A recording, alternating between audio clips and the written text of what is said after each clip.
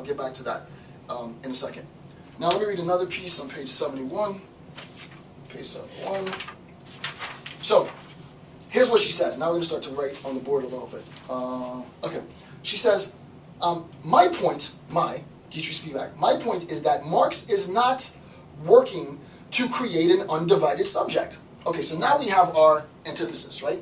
So the subject is unified here, unified subject. But for Spivak, she says immediately, my point is that Marx is not working to create an undivided subject where desire and interest coincide. He's not. So the first thing to recognize is that Marx's subjectivity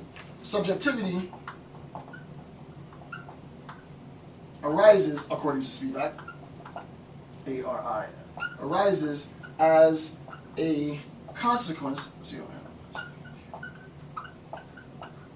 of I'll put dislocation for now. And I'll explain this in a second, right? Instead of saying that subjectivity comes from unity, subjectivity comes from dislocation. And I'll make sense of that in a little bit. Again, this is all preliminary stuff to understand. We haven't really seen how she applies this just yet, right? So my point is, Marx is not trying to create an undivided subject where desire and interest coincide. He's not trying to do this sort of French post-structuralist move. Class consciousness, now here's where it gets important, right? Class consciousness does not operate toward that goal. I need to stop at that point and discuss class consciousness, because if you don't understand what class consciousness is within a Marxist sense, you're not going to be able to understand what Spivak's doing. So let me pause for a second, and then I'll return and finish reading that little section. So, for Marx, right, erase accuracy, and I hope I'm not moving too fast through this, I hope I'm not. For Marx, we have class consciousness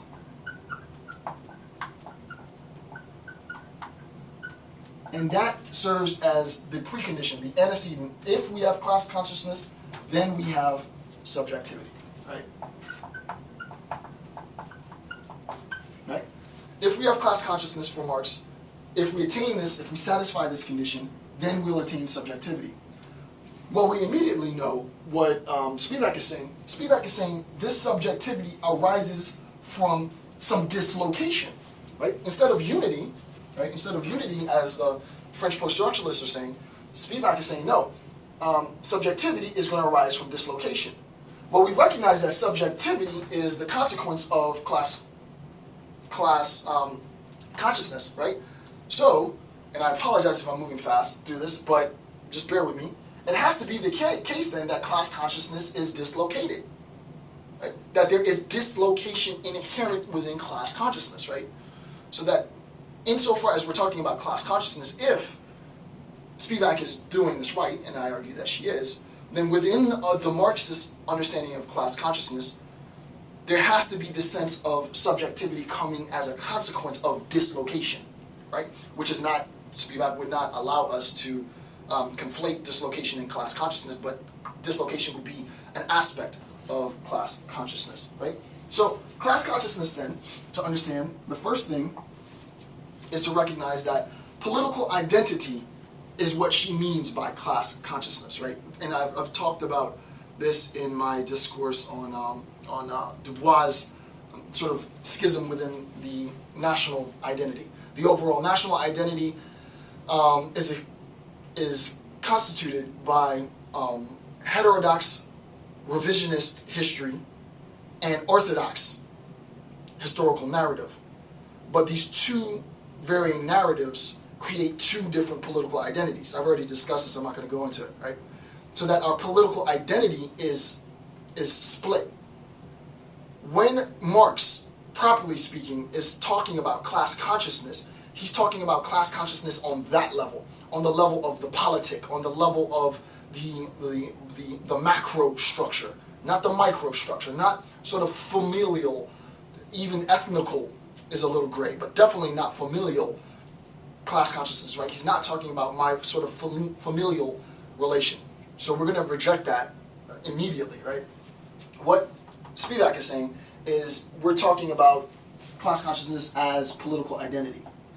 And that's my sort of articulation. That's not necessarily hers, but I've already talked about political identity. P-O-L-T-I-C-A-L. Right? So class consciousness as political identity, not as a consequence of familial collectivity. Right, I'm not going to write that down, it's already on the bullet points. Again, download this if you want to, and you should download it so you can follow along. Alright, so class consciousness is not in political identity, class consciousness in the form of class consciousness is in the form of political identity, not in the form of familial collectivity, right? Okay. Whoa. Like I said, this is all background, right? It's dense. Her piece is very, very dense. And I'm spending all this time talking about all of these sort of background issues because I really want you to understand how immense a contribution she's made. She's made an immense contribution to post-colonial theory, but I think all too often just the complexity and the density of the concepts and the background discourse, it makes what she's trying to do opaque for, you know, a new scholar or a new graduate student or whatever, right? So let's go back now. So we recognize now by class consciousness, one, we recognize that there is a sense in which subjectivity, in opposition to this French post-structuralist account, arises from a disunity, okay? We also recognize, or dislocation, we also recognize that in a Marxist sense, that subjectivity comes as a consequence of, comes as a consequence of class consciousness. Well, if it's the case that subjectivity is understood in terms of dislocation, and it's the case that class consciousness leads to this subjectivity, well, that class consciousness has to be dislocated. So we'll go back and read now. My point is that Marx is not working to create an undivided subject where desire and interests coincide. Class consciousness does not operate towards that goal. And the goal is not subjectivity. It doesn't work towards the goal of this unity. Both in the economic area, the capitalist, and in the political, the world historical agent, Marx is obliged to construct models of a divided and dislocated subject, right? Marx is, this is her words, Marx is obliged to construct models of a divided and dislocated subject whose parts are not continuous or coherent with each other. What in the world does that mean? I'll pause for a second.